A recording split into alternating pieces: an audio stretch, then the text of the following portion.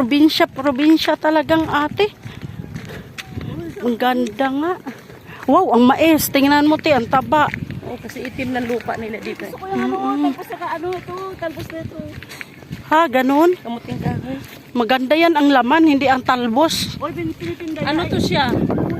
Ay, hindi ko gusto ang lasa niyan. Kar. Dilaw to na kamuting kahoy, Kar. Pagka ganyan. Dilaw, oo. Ah, ganun te. Sa puno lang. Ayan, yung dahon niya. Oh. Dilaw na kamuting kahoy yan. Pagka ganyan ang dahon. Dilaw. Ah, yung Dilaw ang pulat laman. eh. Yung pulat eh. Oo. Puti yan.